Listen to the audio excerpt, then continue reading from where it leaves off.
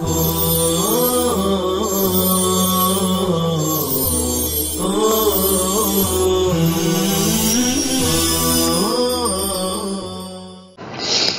اللہ الرحمن الرحیم۔ گزشتہ سے پیوستہ امام ولید بن عتبہ جامعی دمشق میں حدیث کا درس دیتے تھے۔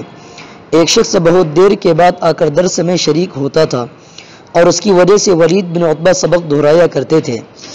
ایک دن اس سے تاخیر کی وجہ معلوم کی تو اس نے بتایا کہ میں اہل و عیال والا آدمی ہوں، علاقہ بہتے لہیا میں میری دکان ہے، صبح سویرے اٹھ کر دکان کا سامان خریدتا ہوں، پھر دوڑا ہوا آپ کی خدمت میں آتا ہوں تاکہ سبق نہ چھوٹے۔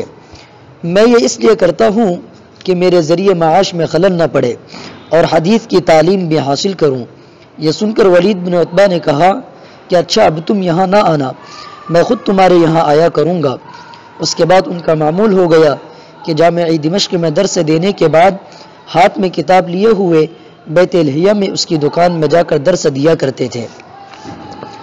علماء سلف فخر و استغنا کے طور پر اپنے ذرائع معاش اور پیشوں کی طرف اپنی نسبت کرتے تھے تاکہ عوام و خواص کو معلوم ہو کہ ہمارے علماء ہمارے محتاج نہیں ہیں اور وہ دنیاوی ضروریات کی فراہمی میں کسی سے پیچھے نہیں ہے۔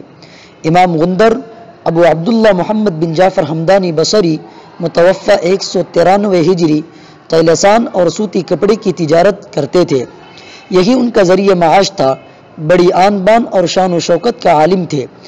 یحییٰ بن معین بیان کرتے ہیں کہ ہم طلبہ حدیث غندر کی خدمت میں درس حدیث کے لیے حاضر ہوئے تو انہوں نے فرمایا کہ میں اس وقت تک تم لوگوں کو درس نہیں دوں گا جب تک میرے ساتھ بصرہ کے بازار میں نہ نکلو اور بازار والے تم لوگوں کو دیکھ کر میرے مقام و مرتبہ کا منظر نہ دیکھ لیں۔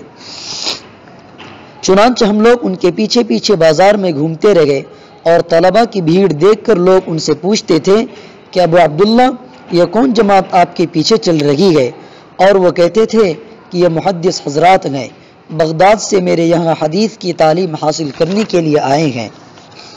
علماء سلف اپنی دستکاری اور صنعت گری سے بڑی احتیاط کے ساتھ حلال روزی کماتے تھے اور اسی طرح بڑی احتیاط سے جائز جگہوں میں خرچ کرتے تھے۔ ایک مرتبہ ایک عورت نے امام ابراہیم نخعی رحمہ اللہ سے شکایت کے طور پر کہا کہ ابو عمران آپ حضرات علماء بڑے تند مزاج اور بہت کم خرچ ہوتے گئے۔ امام نخعی نے جواب دیا کہ تم نے ہماری تند مزاجی کی بات کی تو اس کی وجہ یہ ہے کہ علم ہمارے پاس گئے اور جہالت ہمارے مخالفوں کے پاس گئے، اور وہ لوگ اپنے جہل سے ہمارے علم کو مغلوب کرنے پر تلے رہتے ہیں۔ ایسی صورت میں کون آدمی صبر کر سکتا ہے؟ اور تم نے جو کم خرچی کی بات کہی ہے تو تم کو معلوم ہے کہ حلال درہم کا حصول کس قدر مشکل ہے، اور ہم صرف حلال درہم کماتے ہیں اور اس کو صرف ضرورت کی جگہ خرچ کرتے ہیں۔ چنانچہ علماء نے جائز اور حلال کمائی سے مال و دولت جمع کر کے دوسروں کی دل کھول کر ضرورت پوری کی ہے اور ان کی داد و دہش پر بڑے بڑے اجواد و اسخیاء نے رشک کیا ہے۔